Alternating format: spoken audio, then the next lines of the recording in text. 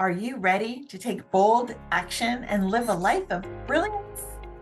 Welcome to the Bold and Brilliant podcast, where women leaders share inspiring stories about daring decisions that shape their businesses, their lives, and their careers. Today, I'm with the fabulous and amazing Carolyn Pistone. Carolyn is a highly sought after keynote speaker, renowned for her captivating and interactive presentations that blend forward-thinking innovation with profound insights. With a dynamic style infused with humor and expertise, she empowers her audiences with perspectives on community building, sustainability, and the pursuit of joy. From industry trade groups to executive teams, Carolyn's diverse audience base spans across women's organizations, government agencies, nonprofit professionals, and community groups, consistently leaving a lasting impact with her engaging and enlightening talks.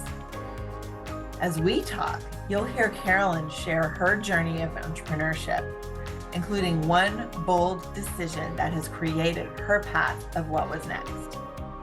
Her story of resilience, risk-taking, and transformation will inspire, encourage, and support your personal and professional growth.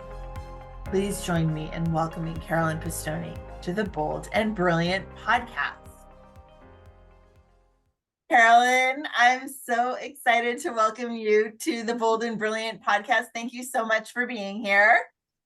I am so honored to be a guest on the Bold and Brilliant podcast. Honored. It's so funny when people say honored, especially people that I know so well, like yourself. It's just honored. We're going to hang out and talk for about a half an hour. How's that sound?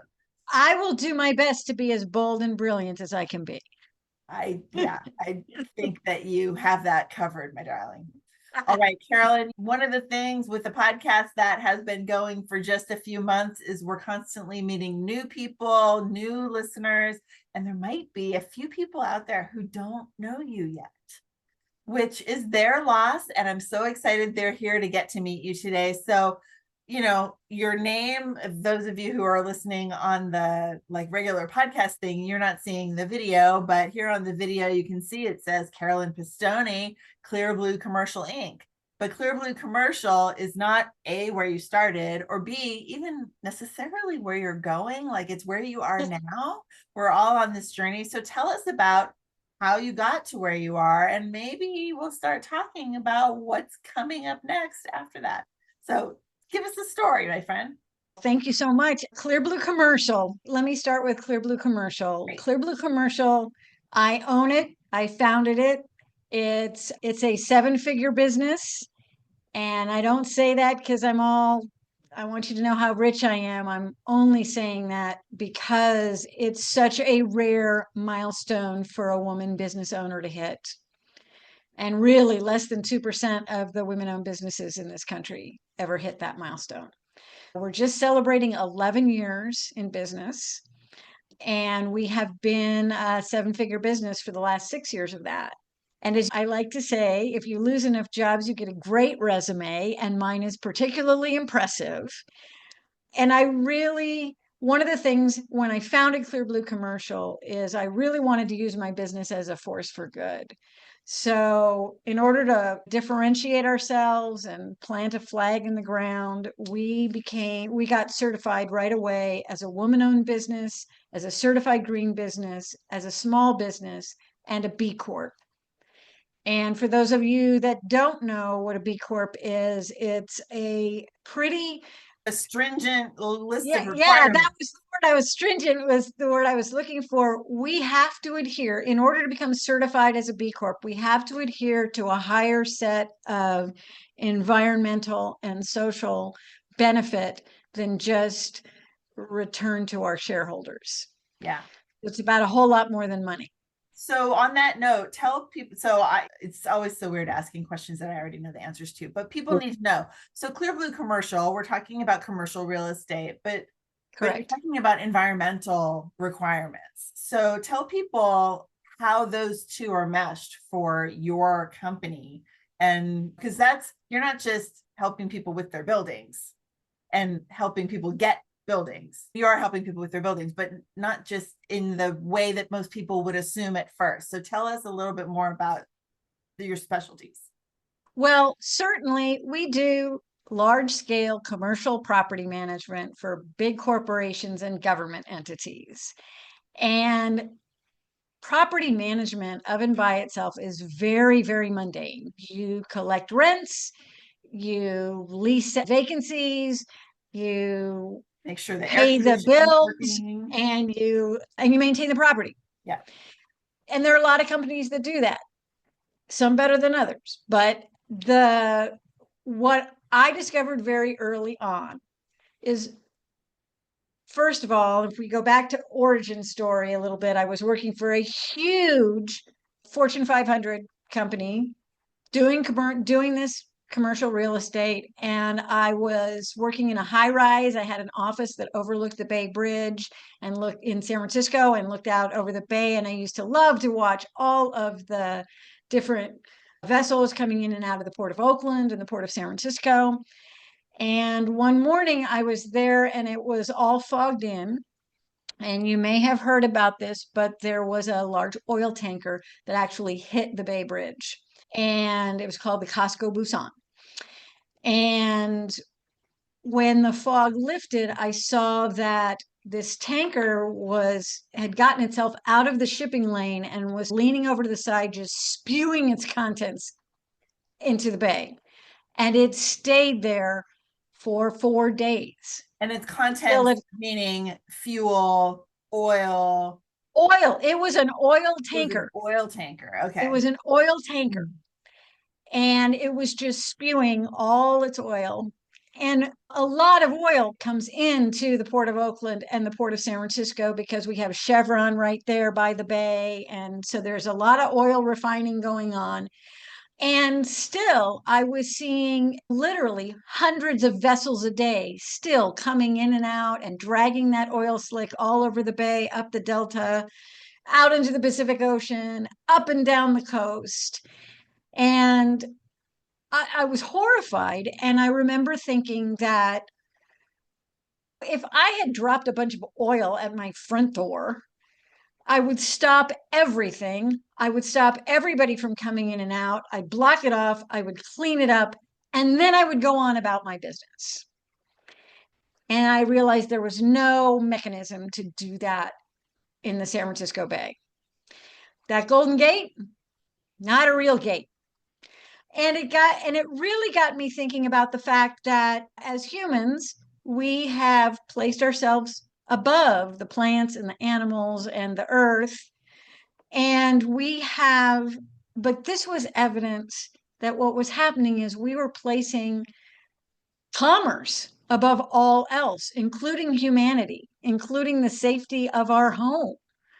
And that's when I really looked at I wanted to do business as a force for good. And for me, other people may disagree, but I think climate change is the single biggest existential threat of our time. And I wanted to throw myself at that. And that's a pretty big freaking problem to look at as a single individual, and which is why a lot of people look at it and say, oh, that's terrible, and then they go on and do something else. Yeah, because it's so intimidating. Most people would just say, I'm just one person, what can I do? Mm-hmm. But the fact is that I have a business now, and I'm looking at within that business because we spend so much of our lives in our work, whether we're an employee or we have our own business or whatever that is. A huge part of our life is about this. We shouldn't separate our goodness and our giving and our philanthropy and all that should not be separate from our life's work. So what I realized as I started managing property and having a group together is that one of the most important things you do as a property manager, and I'm sorry, this is so boring, but is you have a budget. You develop that budget of how much do you think it's going to cost to maintain this property, and how much do you think you can collect in rents, and blah, blah, blah. You do this budget and you get it approved. But then I started looking at the budget and going, what are ways that this is money that's going to be spent anyway. And I know that my clients don't want me to spend this much. Is there a way to save that money? And is there a way to do good with this money? So we have done things like turf conversions, where we've taken out lawns and sprinklers and put in beautiful drought tolerant plants and a drip system. And within about a half mile of where I'm sitting right now, our company has saved over 30 million gallons of water and counting, because as you make these changes, you save more and more every year. So we save about, just with what we've done in the last 11 years, we save about 3 million gallons of water a year here. We've done LED conversions where you take out the fluorescents and you put in LEDs. And first of all, it's a healthier light. Yep. So people who complain about getting migraines and all kinds of things from the fluorescents, that doesn't happen with LEDs. And even though LED bulbs are more expensive than fluorescent bulbs, a fluorescent bulb lasts 3 to 5 years. Yep. An LED lasts 20. Yep. So, the long term, even though it's a short term, which is why you do like in phases typically, right? You'll do a phase, it'll be an expense or whatever, and then long term, that thing's lasting probably for as long as they're in that lease. Yes, they don't all last 20 years, but most of them do. Yeah. So instead of changing 1,000 light bulbs a year, you're changing 10. Oh yeah, so it's also not only that they're more energy efficient, that you replace them less often, but now not that we wanted to remove employees, but you employ fewer people at that level, the light bulb changers, which affects the bottom line. We hope that the light bulb changers are finding other ways to serve the planet as well. Well, and there are so many things that are outside of our control in terms of expense. Like, we have no control over whatever utility charges us. Right. And our energy costs can go up 40% in a year, which has happened quite recently. So we were able to, at the biggest property we manage about 250,000 square foot campus as a subcontractor for the state of California.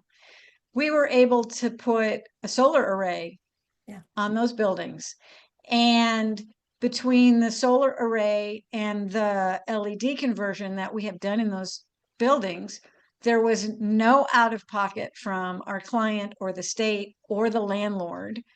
We were able to stay within budget and actually come in under budget. We have diverted 3.3 million pounds of carbon from our atmosphere on that one site alone. And we've saved about $1 million in energy costs just in the last couple of years on this one location. So I like to say, if you're a taxpayer in the state of California, you are welcome.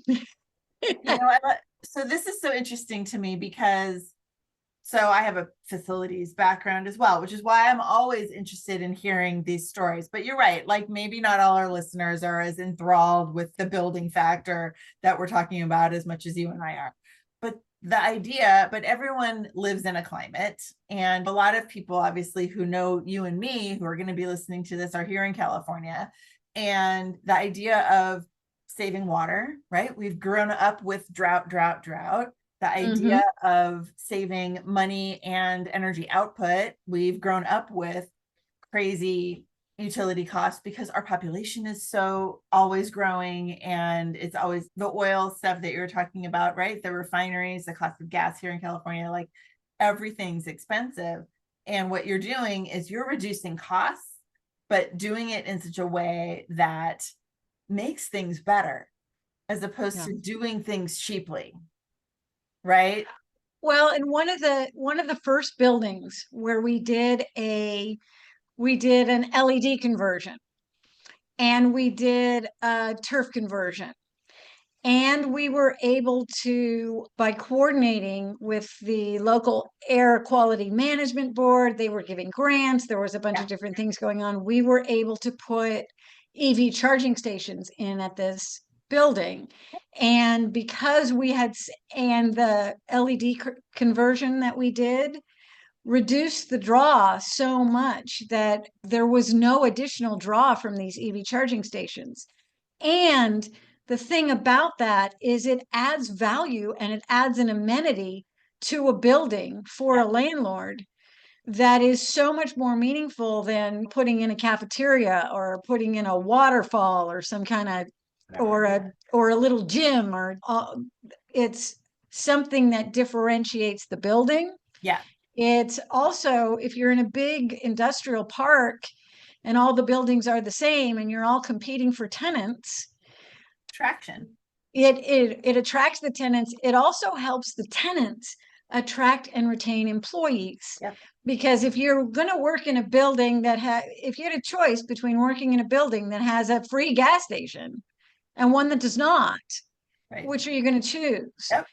And this particular building was purchased by my client and for about just under $3 million.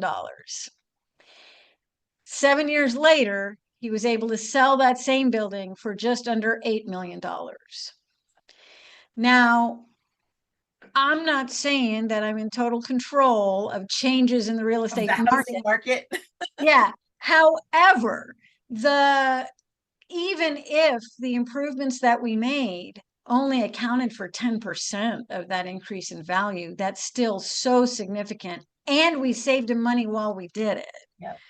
So what I'm really happy about is that because we've been in existence now for 11 years, we have been able to amass data that really shows what can be done and what we can do so that we're more than just the lowest bidder as we go out. We're actually able to be a huge value add for our clients and for the planet. Yeah. And even on that, we were talking about the planet, we're talking about the landlords, we're talking about the tenants attracting employees. And even on top of all that too, you're inspiring people to see, oh, I work in a building that has LED lighting because it's more efficient. I work in a building who has a solar array so that our electrical costs are down, who has a low water landscape system that's lovely. You're inspiring those employees now to even look at their own situations, which is something that I don't know if you even think about, but it's happening, I'm sure, where they're like, maybe I should take out my lawn. Maybe I should do this at my house and I can reduce my costs and do something better. And you trickle down all the way down to the individual. And I think that's interesting. We did a huge turf conversion and it's a long story. I won't go into it, but we had 150 volunteers and blah, blah, blah. Yeah. And we did a video of the turf conversion and why we were doing it. And there is a young woman who's on one of the videos who was talking about how she was a student in the green business program at the local state college and how excited she was to be part of this. And she's just great and brilliant and looks great on film. And we made this video and I show the video and I watch the video all the time because it just makes me so happy.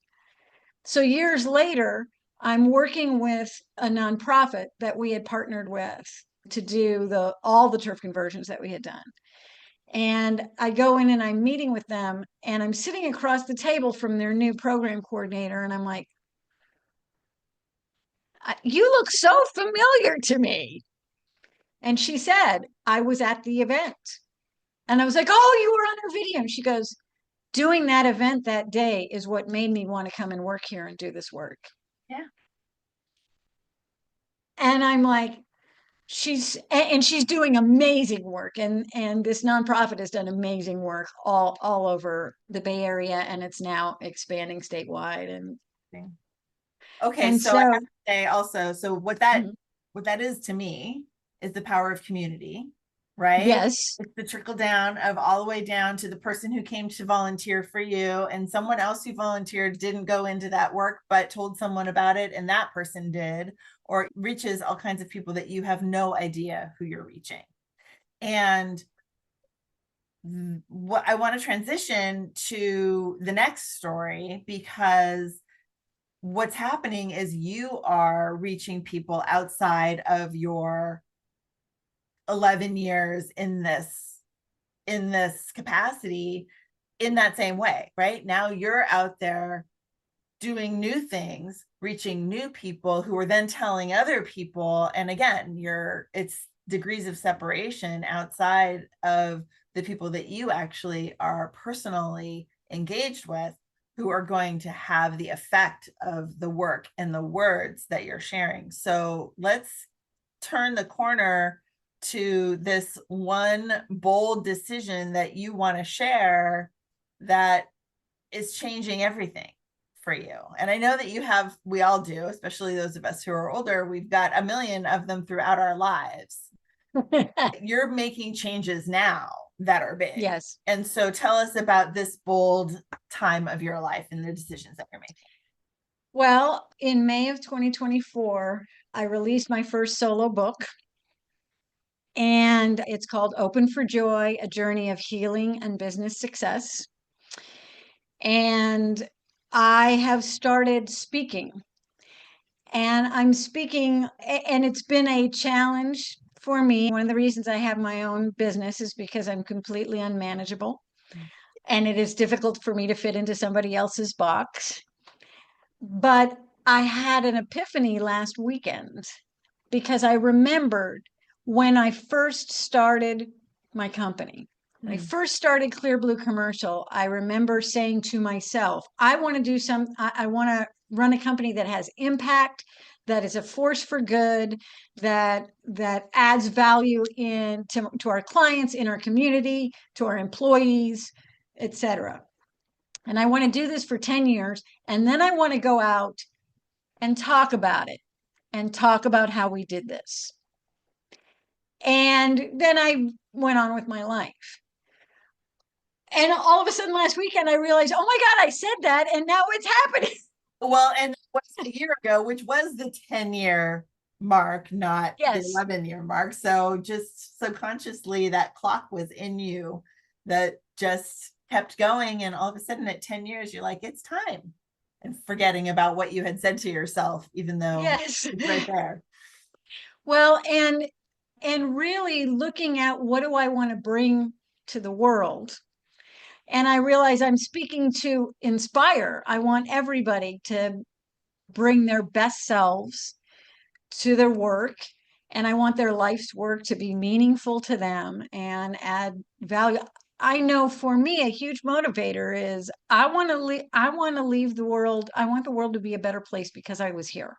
Yeah. And with that solar array, if my feet don't hit the floor tomorrow morning, I know exactly what my impact has been. Yeah. And not that all the impact is good. I'm not a saint. And it's interesting to me as I go out in the world and I talk about sustainability and I talk about good things, everybody wants to come up and confess to me all the ways in which they are not perfect and they are not. And I'm like, I have an equally long list. What I'm trying to do is, on balance, am I doing more? Am I providing more benefit than damage? Well, and I think we have to draw in and then let out the things that we personally are passionate about.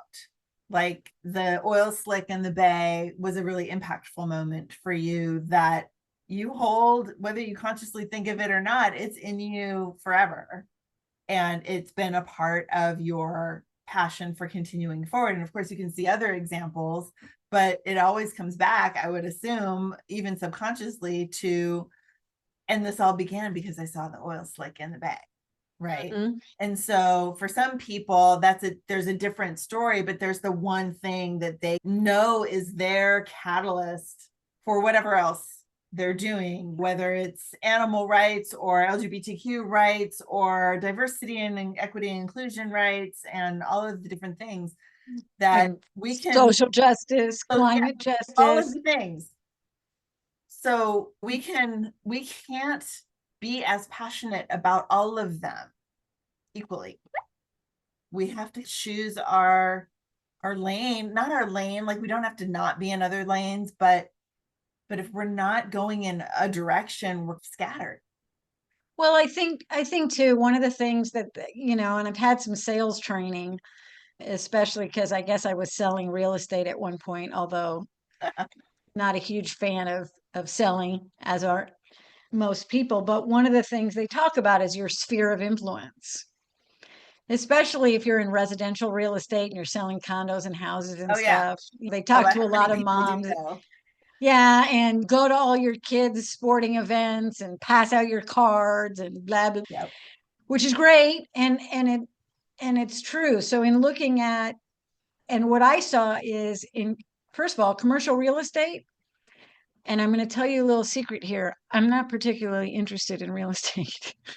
I'm not, except that it's a huge driver of the national and world economy. Yep. And also, commercial real estate is, you get to be involved in everybody else's business because every business has to be somewhere and needs resources and those kinds of things. So you learn a lot about the interconnectedness of us all and how we can impact that in a positive way. But it's also I learned that 30% 30% of the carbon emissions in the world come from our commercial buildings. Well, the opportunity there for positive impact is huge. And so Yeah.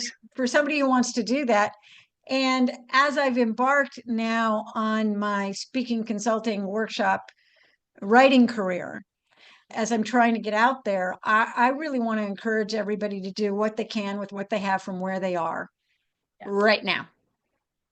And there are ways to look at that.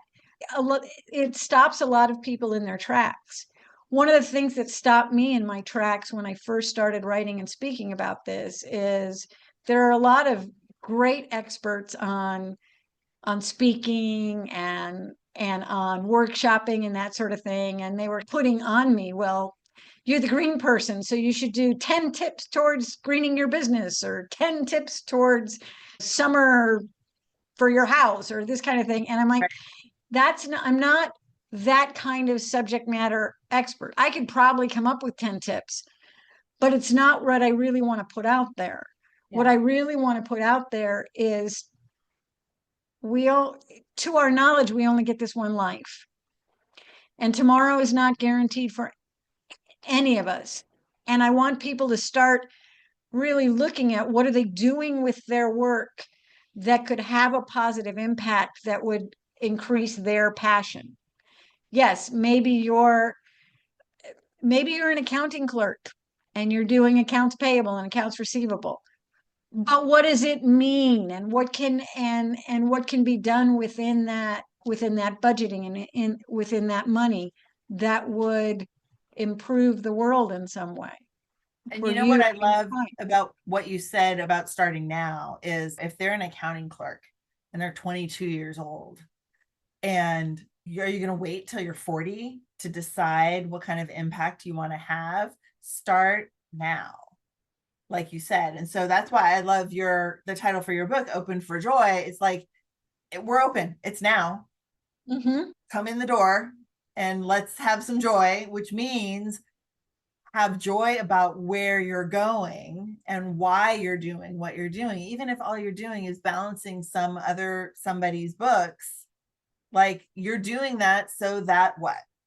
When I was in facilities and I had an architect friend of mine, we were doing a project and I'm doing these office builds and I'm not excited. And she would go and do trips to Africa and help them build buildings in Africa where she felt that the social impact was much greater than what she was doing in Silicon Valley.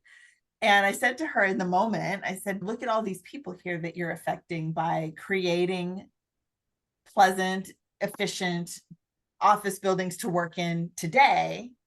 And ultimately she actually ended up leaving and changing her whole business and all of these things. But it always stuck with me that she didn't think she was having an impact today.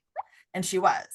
And I also felt the same way. I was helping all of these people navigate there are changes in their offices that they didn't want, but how can we make it a pleasant situation and look at the positives so that they believe that the reason that this is happening is for the good of the company, myself, my family, etc. And so if you can be open for joy, it's all about being open and knowing that wherever you are today, you can start having an impact. One of the things that really opened my eyes was when we first, and we have to recertify for B Corp every 3 years. Mm-hmm. When we were first certifying to be a B Corp, and we're a tiny company, we had 8 people in our company, and we're in this one little office together and in a small town in Northern California. But I realized when we were going through that process, a lot of what we were doing was just documenting stuff we were already doing anyway. Mm-hmm. And then once we had documented all this great stuff we were already doing anyway, it made it very, very easy for us to, first of all, us as a group, to have consensus on it. Look at all the good we're doing anyway. And it was also made it very easy to expand on that because we're already doing it anyway. And so that may even be the first part. People aren't really acknowledging the good that they're doing in the world. Businesses aren't really acknowledging the good that they're doing in the world because they're so busy doing their jobs and paying their bills and getting their kids to wherever they need to be, all this kind of stuff. But if you can stop and look and start documenting, where am I having positive impact? And where can I have more positive impact is the way to start that. I love that. And you know what? As you were talking, that what came into my mind was that's how the conversations go when we're at my retreats, right? The idea of we have to get off the checklist and get off the rat race wheel to stop and recognize, what do we even want? What are we doing? And so at the next retreat, we're going to talk about that. We're going to talk about what impact have you already had and what impact do you want to have? So I need to write that down. It's recorded, so that's good. There we go. Yeah. All right, my friend. Well, I know. So let's talk about what's to come for you, because as you mentioned, you've got your book. I know you're writing more, you're speaking, you're teaching, you're doing all of these things in order to get your passion out to a larger audience of the planet. What's next? What do you want to talk about that you're looking forward to in the near short term? And you don't have to talk about the 10-year dream, but tell us like the thing you're looking forward to most right now. I'm very excited about, I'm doing my very first workshop that has distilled a lot of my writing and my speaking. And it's coming up on Sunday, July the 13th from 10:30 to 12:30 in San Francisco. Well, and I was going to say, this is a podcast. So honestly, yeah, this will probably be out before then, but it's more of a evergreen situation, right? So yes, we could say you're doing it. And if it's after July, then she did it. But I'm assuming that this will not be the last one. Correct. You did the first one is what I meant to say. Yes. The workshop itself is called Saving the World by Playing Big in Your Small Business. I love that title. So I'm really looking at the people who are just busy running their businesses like all of us are, that are definitely very good people. I don't know a single business owner that doesn't volunteer somewhere, that is not a philanthropist in some way, that is not in somehow doing good, but they're doing it on the side, or they think they're doing it on the side. And as I said earlier, if we're spending the bulk of our waking lives working, how can we really use that work to bring the best that we have to the world and make the most positive impact we can? Yeah. Awesome. Yeah. As you were going through the list of all the things, I was thinking of the 3 boards that I'm on. Yes. Right. And they're all on the side. One of them is related to my business, but the other 2 are not. They're full philanthropic. both of them. But I do that because I know that the work that I do in offering my positive energy and my enthusiasm and my experience brings something to those boards. And so it's all tied together. But you're right. The idea of the work itself, how is it having the impact that I know I'm having in the boards? But so, yeah, I love it. I had somebody say, and this was years ago when I was in a huge organization and I had thousands of people, and I was in the entertainment industry, and so I was running a movie studio, and these people were making movies, and I had 150 people under me, and I was socially with one of the managers that worked for me, and she was talking about somebody that had worked for her that she had recruited, who was now moving on to something much bigger and better in the company. And she was talking about how, well, I want credit for everything he ever does because I'm the one who recruited him and I'm the one that helped give him that opportunity. And I'm like, I was biting a hole in my tongue at that point, because what she didn't realize is I felt the same way about her and everything she was going to do. But looking back, it was a very good way of her acknowledging the benefit that her work provides. It's like they say when you throw the pebble in the pond and the ripples go out. Well, not only if you want to have more impact, you either need a bigger rock or you need a bigger pond. Yeah. Or more pebbles. Or more pebbles. Or more people throwing pebbles. Yeah. So that's what I meant by more pebbles, more people. Yeah. And so that has really gotten me thinking about, even though you think you're doing what you're doing on the side, you have a stake in everything I ever do and anything I bring into the world, because of the work that I've already done with you and your workshops and what I'm getting out of the Gather community and what I'm getting out of Bold and Brilliant. So it's all part of the same stuff. Yep. So that's part of the goodness you're bringing into the world. Well, that we all are, right? It's the communities that we're part of. It's the people that we work with, touch, relate to every day. If we're bringing good things, then they're receiving good things. And therefore we talk about you can't pour from an empty cup. Well, whatever is in the cup is what pours. So when we give good stuff and we fill other people's cups up with good stuff, then their cups pour out good stuff and they give their good stuff to other people's cups. And it's a trickle down, literally a trickle down. Carolyn, I am so thrilled that you were able, we could talk for literally hours. Oh, yeah. We've talked for days in a row already in the past. So I wish that we could just stay here and but we both have things to do. So we probably should get going. And we'll have to just do another episode, maybe after your workshop or later this year.